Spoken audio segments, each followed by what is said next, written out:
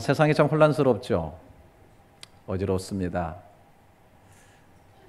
더불어 교회도 등락을 거듭하면서 한국 교회는 점점 쇠퇴기로 접어들고 있고, 세상에서 일어나는 여러 가지 악한 일들, 또 이해 못할 일들을 바라보면서 마음이 아프고 답답하죠. 한국에 얼마 전에 화장실에 있는 아무 죄가 없는 우리 여성이 그냥 묻지마 살인을 당해서 온 지금 나라가 아파하면서 들끓고 있습니다. 혼란스럽고 어려운 문제를 당할 때마다 우리는 마음을 추스리면서 이제 말씀 안에 다시 들어가곤 합니다. 말씀을 다시 쳐다봅니다. 저도 얼마 전에 마음이 너무 좀 답답해가지고 사사기를 읽다 보니까 마치 그냥 목마른 사람이 막 물을 벌컥벌컥 들이키는 것처럼 단숨에 읽어 내려가면서 정말 깊이 묵상을 해봤습니다. 설교자가 참 매주마다 설교를 해야 되지만 특별한 깨달음이 깊이 가슴에 와서 이 설교는 꼭 성도들이 깊이 챙겨서 들었으면 좋겠다는 그런 마음이 있는데 오늘이 그런 날입니다. 이 사사기를 읽으면 좀 화가 나죠. 왜 그렇게 사람들은 쉽게 하나님을 잊어버리고 반복해서 죄를 짓고 실수를 하는가? 여러분, 사사기 역사서 아닙니까? 여호수아 이후에 사무엘까지의 이스라엘의 그 역사인데 여기에는 5가지 패턴이 계속 나와요. 이스라엘이 하나님을 떠나서 범죄합니다. 그에 대해서 하나님께서 돌아오라고 징계의 채찍을 내리면 간신히 회개하고 돌아와가지고 승리를 거두고 다시 평안을 찾게 되면 다시 하나님을 망각하고 재범죄하게 되는 이런 패턴이 350년 동안 최소한 7번 넘게 계속해서 반복되어서 일어나고 있는 그런 사건입니다. 근데 그게 문제가 아니에요. 그런 패턴이 오늘 우리 속에 있다고 하는 거예요. 오늘 우리의 역사 속에 있다라고 하는 거예요. 마치 사사기가 마치 유전병처럼 사람들의 역사 속에 끊임없이 흘러오고 있다고 하는 것이 이것이 문제라고 하는 것입니다.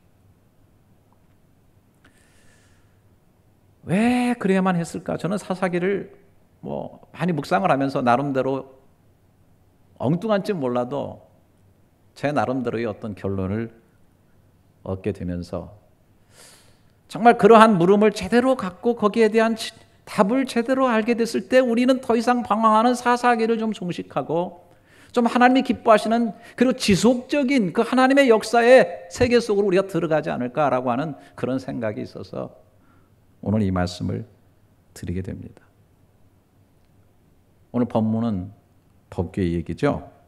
12절에 보니까 어떤 사람이 다윗에게 아뢰어 이르되 여호와께서 여호와의 궤로 말미암아 오벳에돔의 집과 그의 모든 소유에 복을 주셨다 한지라. 다윗이 가서 하나님의 궤를 기쁨으로 메고 오벳에돔의 집에서 다윗성으로 올라가며 그랬습니다. 법궤가 오벳에돔이라고 하는 사람의 집에서 다윗성으로 가고 있는 장면이에요. 그런데 여러분, 법궤는 성막안 지성소에 있어야 돼요. 거기 있어야 될 법궤가 왜 지금 오벳에돔의 집에 있게 되냐 하는 거예요. 법궤가 오벳에돔의 집에까지 있게 됐다고 하는 이 모든 것이 결국은 저는 사사기의 모든 내용을 그 역사를 상징적으로 총체적으로 보여주는 그런 일이다, 그렇게 생각을 합니다. 사사기에 계속 반복해서 죄를 짓고 계속 실패한 이스라엘이 결국은 엘리 시대까지 옵니다.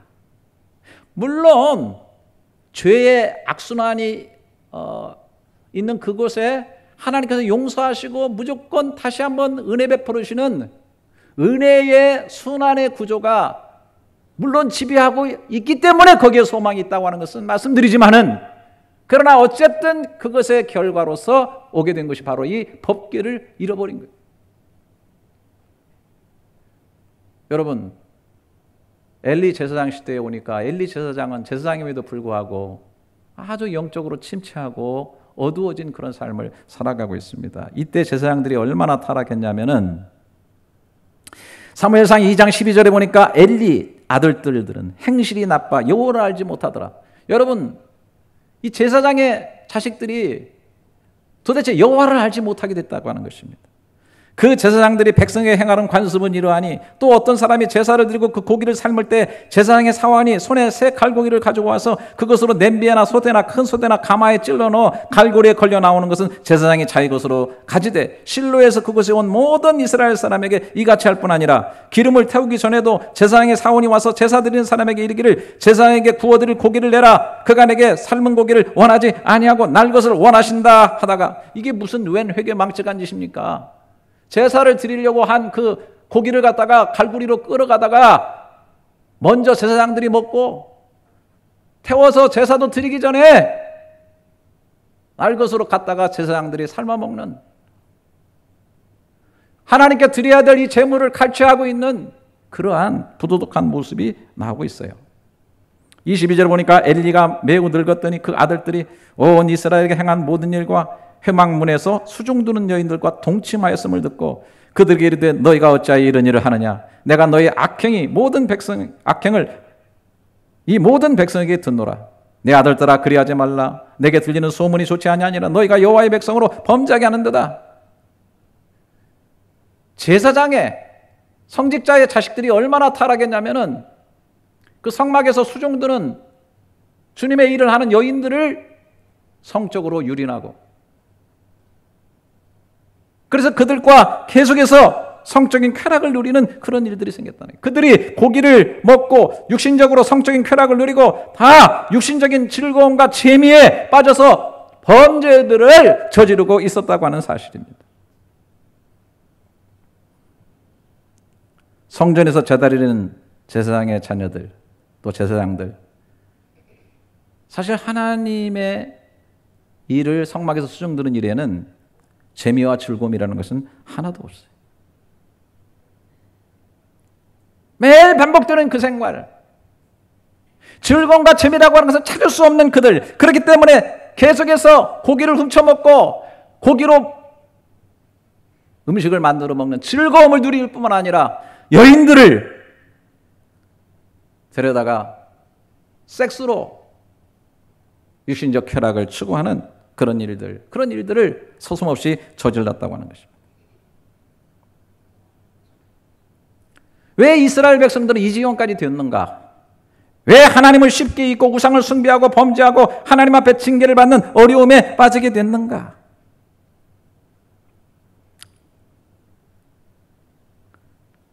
저는 좀 죄송하게도 계속 묵상을 하면서 이들이 이럴 수 있겠다라고 저는 사실 상당히 깨닫고 동의를 하게 된 그런 입장이 됐어요. 하나님 섬기는 일에 무슨 재미가 있습니까? 매일 짐승 잡아서 태우고 피드리는 그 제사가 무슨 재미가 있습니까? 그들의 목을 채살처럼 얽어매는 그 율법을 지켜야만 되는 하루하루의 삶이 무슨 소망이 있고 그렇게 재미가 있었겠습니까? 먹을 것 풍성히 먹고 적당히 죄를 짓고 육체적인 향락을 누리고 이런 것들이 얼마나 재밌고 즐거운 일이겠습니까?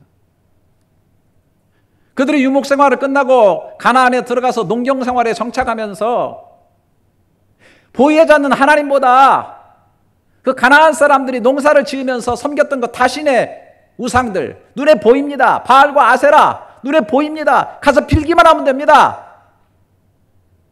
많이 소출을 거두게 주시옵소서, 잘 되게 해주소서 빌고 빌면 됩니다. 또 그 안에서 이방의 제사장들은 서로 남녀가 선교를 하면서 다산의 기원을 하면서 그런 것들이 얼마나 즐겁고 보기에도 재밌고 쾌락이 있습니까?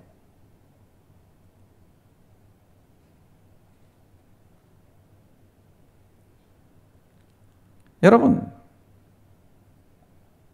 하나님께서 징계를 내려서 너무 고통스럽기 때문에 하나님 하고 때로 부르짖기는 했지만은 하나님께서 사사를 일으켜가지고 회복시켜 주시고 평안한 날이 오고 먹고 살만하고 이렇게 되면 당연히 그런 재미와 그런 쾌락 속으로 빠져드는 것은 당연지사요, 인간의 본능이 아니겠습니까?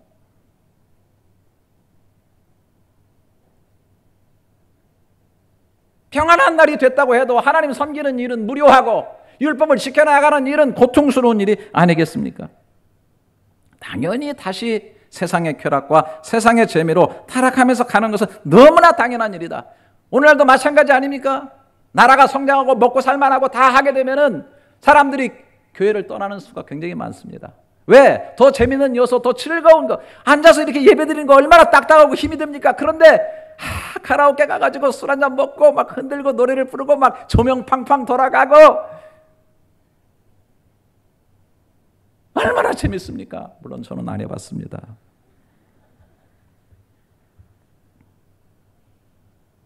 여러분, 이스라엘 백성들이 그 종로로 애굽에서 하다가 막 죽을 지경이 돼가지고 하나님 앞에 부르짖었더니 하나님께서 그들을 꺼내주셨잖아요. 그래가지고 막 그냥 기이한 하나님의 독수리 날개로 업어오는 것 같은 놀라운 역사를 막 나오는데, 막 홍해가 있으니까 홍해의 길을 갈라가지고 막 메마른 땅을 만들어가지고 그 길을 걸어가니 막 이야 얼마나 신이 나는지. 그거 막 이스라엘 그 군대들이 다 수장된 것을 바라보면서 그 넘실거리는 홍해의 물결을 바라보면서 막 그 모세의 누이 미리암이 소고를 잡고 막 앞에서 춤을 추면서 즐거워하면서 막 광란의 그 찬양을 부르면서 막 모세까지 막 어울려가지고 막 어깨동무하고 덩실덩실 춤을 췄을 겁니다. 여러분, 이게 정말 얼마나 행복한 일입니까? 기가 막힌 일 아닙니까? 이런 일이 신앙생활에 계속돼야 되지. 여러분, 조금 길 가다가 말 안 하는 곳에 이뤘는데 목은 말라 죽겠는데 먹으니까 막 쓴물이 돼서 토해버리는데 화가 머리끝까지 나가지고 막 하나님을 향해서 원망하고 분노하는 거, 이거 당연한 일 아닙니까? 그냥 보이지 않는 하나님을 섬긴다고 하면서 그냥 광야를 타박타박 걸어가고 재밌는 일은 하나도 없고 손끝만큼도 없고 그런 삶 가운데서 걸어가는 그 삶이 얼마나 무료하고 지겹겠습니까? 그렇기 때문에 제가 볼 때는 모세가 시내산에 하나님을 향해서 말씀을 받으러 올라갔을 때 놀랍게도 이스라엘 백성들은 그 세를 참지 못해가지고, 여러분 잘 아시죠? 금부치를 모아가지고 금송아지를 만들었어요. 그리고 거기다 명명했습니다. 이것이 애굽에서 이끌어내는 여호와 신이다. 그리고 그 앞에다 제사를 드려놓고 그 다음에 성경에 보니까 6절에 출애기 32장 6절, 이튿날에 그들이 일찍 일어나 번제를 드리며 화목제를 드리고 백성이 앉아서 먹고 마시며 일어나서 뛰놀더라. 파티를 한 겁니다. 금송아지를 찬란하게 앞에다 갖다 놓고서 그냥 번쩍번쩍거리는 그 금송아지 앞에서 이것이 애굽에서 우리를 이끌어낸 신이다 이렇게 명명을 해놓고 애굽에서 나왔던 그 희열과 그 극치를 느끼면서 거기서 막 뛰놀면서 춤을 추면서 먹고 즐기고 마시는 그런 페스티벌을 한 겁니다. 사람들이 그걸 원하는 거예요. 잘했습니다. 그러나 문제는 뭐냐면 아시는 것처럼 짝퉁을 만들어 놓은 거죠.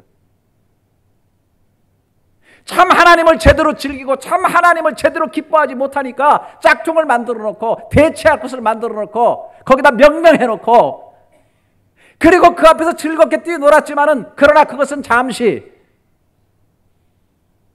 하나님의 심판이 이르러서 3,000명이 죽게 되는 비극적 사건이 있었다라고 하는 사실입니다.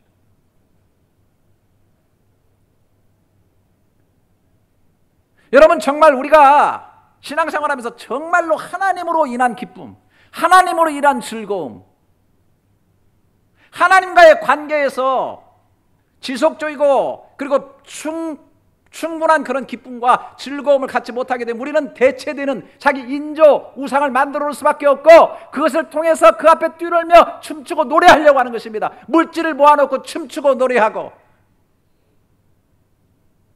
육신적인 향락을 가지고 춤추고 노래하고 내가 뭔가 내 마음속에서 이루고자 했던 그러한 열망들을 성취하는 것 가운데 춤추며 노래하려고 하는 것이 인간의 모습이라고 하는 것입니다.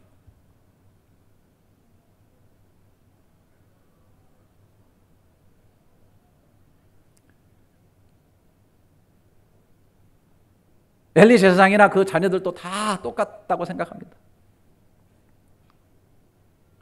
결국은 이런 육신을 탐하고 육신의 즐거움을 누리면서 살다 보니까 또 하나님의 징계가 그들에게 오게 되고 블레셋 군대가 쳐들어오게 되고, 그런데 엘리 두 아들이 옴니와 비나스가 나가서 전쟁하면서 야, 여호와의 법궤를 들고 나가면 이길 수 있다더라 해가지고 들고 나갔는데 대피하고 법궤가 빼앗긴 거 아닙니까?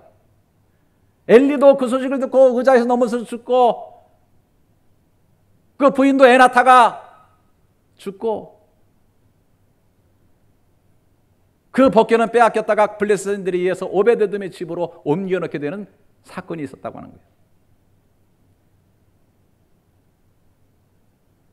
그래서 저는 이 빼앗긴, 지금 다윗성으로 다시 도들려오는 이 법궤는 어쩌면 그 사사기의 비극과 그 사사기의 문제들을 총체적으로 보여주는 그런 모습이 아니겠는가 생각을 해보면서, 오늘 13절에 그 궤가 들어올 때에 여호와의 궤를 맨 사람들이 6걸음을 가며 다윗이 소와 살진 송아지로 제사를 드리고 다윗이 여호와 앞에서 힘을 다하여 춤을 추는데, 그때 다윗이 배 에봇을 입었더라. 다윗과 온 이스라엘 족속이 즐거이 환호하며 나팔을 불고 여호와의 궤를 메어오니라. 여호와의 궤가 다윗성으로 들어올 때 사울의 딸 미갈이 창으로 내다보다가 다윗 왕이 여호와 앞에서 뛰놀며 춤추는 것을 보고 심중에 그를 없이 여기니라. 여호와의 궤를 메고 들어가서 다윗이 그것을 위하여 친 장막 가운데 그 준비한 자리에 그것을 두며 다윗이 번제와 화목제를 여호와 앞에 드리니라. 여러분, 여기서 우리가 눈여겨볼 것이, 그 법궤가 들어올 때 다윗은 힘을 다하여 춤을 추는데요, 그 와이프 미갈이 창으로 이렇게 바라보니까 정말 왕의 채통머리를 다 벗어던질 정도로, 여기 보니까 주 앞에서, 여호와 앞에서 춤추며 뛰놀았다 그랬어요. 얼마나 막 춤을 추면서 즐거워했어요.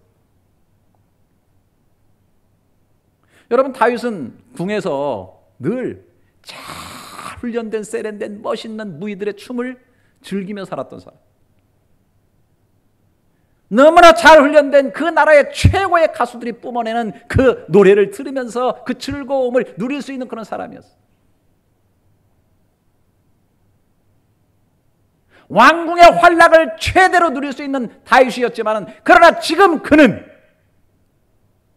다른 사람들이, 특히 자기 와이프가 업신에 여길 정도로 하나님의 임재인 그 궤가 자기 성으로 들어오는 것에 너무 감격하고 너무 기뻐서 미친 듯이 광란에 춤을 추면서 하나님 앞에 있었던 이 모습을 우리가 바라보게 된다라고 합니다.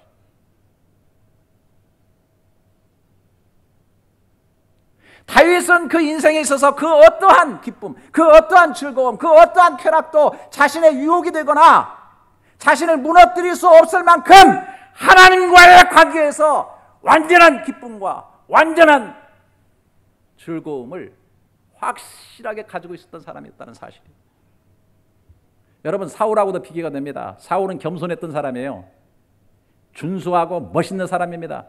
그 전임자 사울왕. 그러나 그가 왕권을 갖게 되면서부터 왕권의 즐거움에 취해가지고 자기 자신을 잃어버리고 평정심을 잃어버리고 타락하게 된 모습을 발견하게 됩니다. 그러나 다윗은 왕권을 주신 그 하나님과의 즐거움과 그 기쁨과 그 하나님 앞에서의 은혜를 저버리지 아니하고 왕권으로 가질 수 있는 즐거움과 그 기쁨들을 다스리고 컨트롤하면서 살았던 그러한 사람이라고 하는 사실. 여러분, 저는 이것이 다윗의 영성이라고 생각합니다. 여러분, 어느 날 아침에 다윗이 이렇게 된 게 아니에요. 왕궁에서 이 기쁨을 훈련한 게 아니에요. 다윗은 어렸을 때부터 이걸 훈련했어요. 오늘 청년들, 오늘 아이들 정말 마음의 귀를 쫑긋 세우고 잘 들으시기를 바라요. 다윗은 광야에서 양 치던 사람이에요. 얼마나 힘든지 몰라요. 그 양을 무리를 치는데 얼마나 힘든지 몰라요. 광야 아무것도 없어요. 심심해요. 아무 재미라고 하는 것은 손톱 발끝도 없어요. 그런데 다윗은 놀랍게도 하나님으로 인해서 아주 즐거워 기뻐하는 훈련을 했던 사람이에요. 그거 어떻게 알 수 있느냐? 그가 고백한 시편들을 보면 알 수가 있어요. 시편 19편 1절에 하늘이 하나님의 영광을 선포하고 궁창이 그의 손으로 하신 일을 나타내는도다. 날은 날에게 말하고 밤은 밤에게 지식을 전하니 언어도 없고 말씀도 없으면 들리는 소리도 없으나 그의 소리가 온 땅에 통하고 그의 말씀이 세상 끝까지 이르렀도다. 하나님이 해를 위하여 하늘에 장막을 베푸셨도다. 해는 그의 신방에서 나오는 신랑 같고 그의 길을 달리기 기뻐하는 장사 같아서 하늘 이 끝에서 나와서 하늘 저 끝까지 운행하며 그 열기에서 피할 자가 없도다. 14절 나의 반석이시여 나의 구속자신 여호와여 내 입의 말과 마음의 묵상이 주의 앞에 연락되기를 원하나이다. 아무것도 없고 무료하고 심심할 수밖에 없는 그 환경 속에서 하늘의 궁창을 바라보면서 하나님이 지으신 그 손길을 바라보면서 흘러가는 구름을 향하여서 마음을 싣고 그리고 그 하늘의 길을 삼고 저쪽에서 나오는 해가 지고 가는 그 길을 신랑의 길이 기뻐하는 그 길처럼 마음속에 기쁨을 가지고 그것을 바라보면서 시를 읽고 수금을 들어서 하나님을 찬양하면서 홀로 있어도 그 하나님을 찬양하고 하나님과 교제하며 내 마음의 생각과 내 마음의 묵상이 하나님께 연락되기를 원하노라. 하나님을 찬양하면서 나중에 이거 가지고 막 사울에 붙은 귀신까지 쫓아냈잖아요. 귀신이 범접하지 못하고 혼자 있는 그를 함몰하지 못할 정도로 그렇게 즐거워하면서 찬양을 하면서 이 기쁨이 넘쳤어요. 여러분 시편 16편 11절에 그가 말합니다. 주께서 생명의 길을 내게 보이시리니 주의 앞에는 기쁨이 충만하고 주의 오른쪽에는 영원한 즐거움이 있나이다. 하나님과의 직선적인 교제 속에서 그 보좌 앞에는 즐거움이 있고 그 우편에는 영원한 기쁨과 즐거움이 있다라고 그가 고백하고 있는 것입니다. 여러분 다윗이 물매로 돌을 던져가지고 구척장신에 완전 무장한 골리앗의 이마를 정통으로 그것도 그 돌이 가서 박히게 해가지고서 쓰러뜨리지 않았습니까? 잘 아시죠? 하루아침에 된 건 아니라는 거 아시죠? 그가 사울 왕 앞에서 고백했던 것처럼 나는 이미 사자도 죽였고 뭐 양떼를 무리하는 곰도 죽였고 다 죽인 경험이 있습니다. 진짜 그랬거든요. 여러분 그렇게 되기까지 다윗이 뭐 했을 것 같아요? 저는 상상력을 충분히 발휘해 봅니다. 아주 무리하고 그래서 주님을 찬양하고 하다가 또 지치고 그러면 어떻게 합니까? 돌들을 세워놓고서 물매로 돌 던지기를 합니다. 저는 절대로 그냥 던지지 않아요. 하나님 저 돌 던지기 할 거거든요. 지금 5개 세워놨거든요. 잘 맞추게 해주세요. 주님 보세요. 빵! 3개 떨어뜨려. 주님 2개 못 맞췄어요. 아버지 이제 2개도 더 맞추게 해주세요. 또 5개 다 맞췄어. 그러면 또 뒤로 또 한 5m 뒤로 물려놓고 하나님 보세요. 이거 너무너무 재밌어요. 돌려서 맞을게요. 제가 지금 쇼하는 것 같아도 나는 확실하게 다윗이 이 짓을 했을 거라고 나는 확신합니다. 그런데 목사님 아니 무슨 다윗이 무슨 하나님을 의지하고 무슨 그런 게임을 놀이를 했습니까? 저는 그러라고 생각해요. 왜? 그가 골리앗 앞에 나갈 때 분명히 이런 말을 했죠. 사무엘상 17장 45절에 너는 칼과 단창으로 내게 나아오거니와 나는 만군의 여호와의 이름 곧 내가 모욕하는 이스라엘 군대 하나님의 이름으로 내게 나아가노라. 그는 늘 하나님을 의지하면서 게임을 했고 하나님 안에서 즐길 줄 알았어요. 늘 돌을 세워놓고 나무에 목표를 세워놓고 물매로 돌을 던지면서 맞추고 그랬더니 정말 어느 날 곰이 나타났을 때 하나님을 의지하고 나가서 그 곰을 맞춰서 쓰러뜨렸어요. 이 일이 반복됐어요. 골리앗이 칼과 창을 가지고 오고 있습니다. 그럼에도 불구하고 하나님을 의지했던 다윗. 그래서 그가 시편에서 이렇게 고백했습니다. 내가 주님을 의지해서 적군의 말을 달리고 내가 하나님을 의지하고 인생의 담들을 넘었다고 고백했습니다.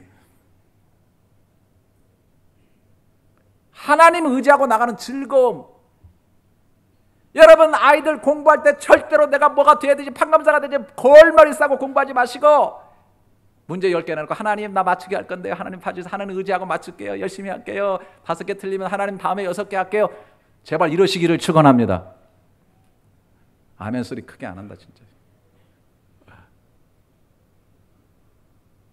혼자 있어도 게임을 만들고 혼자 있어도 하나님과 의지하면서 즐거움을 갖고 이 세상의 어떠한 것도 나의 이 즐거움을 넘어서지 못하는 내 생명의 원천이고 내 존재의 근원이시며 내가 영원히 돌아가야 될 내 삶의 본향이신 그분과의 내 삶의 현장 속에서의 만남이 즐겁고 복되고 감사하고 기쁜 그러한 삶이 되어야 된다고 하는 것. 여러분, 오늘 제가 시편 읽어드렸는데 그 시편 26편 6절에 이제 내 머리가 나를 둘러싼 내 원수에 들리니 내가 그의 장막에서 즐거운 제사를 드리겠고 노래하여 여호와를 찬송하리로다. 즐거운 제사. 아니 왕궁에서 있는 것이 100번 낫지. 뭐려고 무슨 즐거운 제사는 무슨커녕 짐승 죽어서 불타는 냄새만 나고 피비린내만 나는 그곳에 제사장들이 경건하게 느릿느릿 움직이고 있는 그 좁은 성막에 뭐가 좋다고 가서 즐거운 제사를 드립니까? 아니 뭐가 좋다고 시편에 악인의 장막에 첫날을 거함보다 내 하나님 전에 문지르고 있는 것이 좋다라고. 이거 다 위선입니까? 위선이에요? 절대로 아니라고 저는 생각합니다. 이것이 다윗의 영성입니다. 저는 저와 여러분들에게 오늘 도전하고 싶습니다. 여러분, 예배가 형식입니까? 습관? 이거 중요합니다. 나쁘지 않다는 게, 안 된다는 게 아니에요. 그러나 여러분 정말 즐겁습니까? 기도하는 게 정말 즐겁습니까? 성경을 묵상하는 게 너무너무 즐겁습니까? 진단해 보시기 바랍니다. 그렇지 않으면 사사기의 삶을 살 수밖에 없어요. 올라갈 때도 있죠. 처박힙니다. 올라갔다 처박혔다 올라갔다 처박혔다. 저는 충만할 때가 있었습니다. 제 삶에도. 정말 찬송을 부르고 싶어서 제가 유학을 했으니까 서울에 이모집에 있으면서 소리가 들릴까 봐 제가요 담요를 이불을 뒤집어 쓰고 2시간 3시간 계속 막 찬양을 부르면서 막 얼마나 이 찬양이 즐겁고 감사한지 막 구주의 십자가 보혈로 죄 씻음 받기를 원 찬송을 막 그 어둠 속에서 이불 둘러쓰고 부르다 보니까 찬송을 거의 다 외우게 돼요. 시골에서 야간 열차 타고 서울에 올라오면서도 창가에 그 비치는 야간 열차의 창문에 비치는 내 모습을 바라보면서 하나님과 대화하는 겁니다. 그 긴 밤을 하나님과 대화하면서 올라오고 얼마나 기쁨이 충만한지 모릅니다. 감사가 충만해. 저도요 댕기에 걸린 것 같아요. 제가 댕기라고는 댕기예요 분명히. 막 칼이 저를 살을 막 잘라내는 것 같고 막 뼈를 막 그 부서뜨리는 것 같은. 밤에 잠을 자지 못하고 저는 병원이라는 것을 간다고 하는 개념이 저한테 없었기 때문에 한 4시간을 옛날처럼 이불을 딱 뒤집어 쓰고 추우니까 온 집안 식구들 다 잠들어 있는데 제가 거실을요 딱 이거 뒤집어 쓰고 내가 매일 기쁘게 설레의 길 행하면 주의 발이 나를 안보함이요. 4시간 5시간을요 제가 정말 이건 거짓말이 아닙니다. 땀이요 막 그냥 뚝뚝뚝뚝 제 발에 막 거실에 떨어지는데 근데 얼마나 기쁨이 넘치는지. 여러분 저녁에 잠 안 오고 막 몸 쑤시고 막 칼로 막 찢어지는 거 그러면요 이 육체가 짐이 됩니다. 이거 벗어버리고 죽어버렸으면 좋겠어요. 그런데 그것을 이기고서 그냥 그 입을 뒤집어 쓰고서 찬송을 부르기 시작하니까 막 마음의 기쁨이 얼마나 되는지. 나는 숲의 새와 같이 기쁘다 막 하면서 그러다가 그게 엎어져서 잤어요. 그랬더니 깨끗이 나온 줄 믿으시기를 바랍니다. 여러분 저는요 제 자신에 대한 하나님의 만약에 저주가 있다면, 만약에 하나님이 제가 목회하는 저에게 심판을 내리신다면 이것이 심판이라고 생각합니다. 제가 다른 것보다 주님과 개인적으로 가까이 교제하며 말씀을 묵상하고 기도하며 예배하는 것에 기쁨이 덜 되었을 때.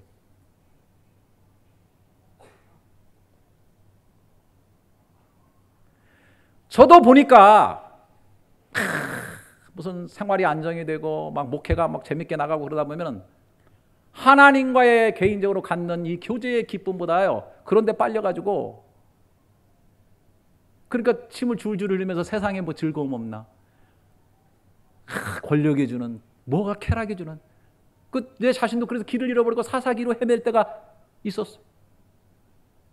지금도 있겠죠. 그래서 저는 하나님 앞에 간절히 기도하기를 제 생명 거두어가시는 그날까지 제가 사역하면서 정말 하나님이 이 축복만은 주시기를 원해요. 왜?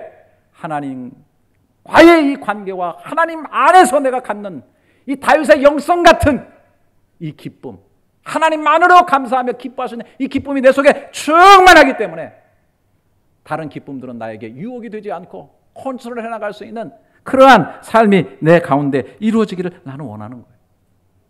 나는 이러한 은혜가 우리 열린연합교회 성도들의 삶 가운데 있기를 주님의 이름으로 축원합니다.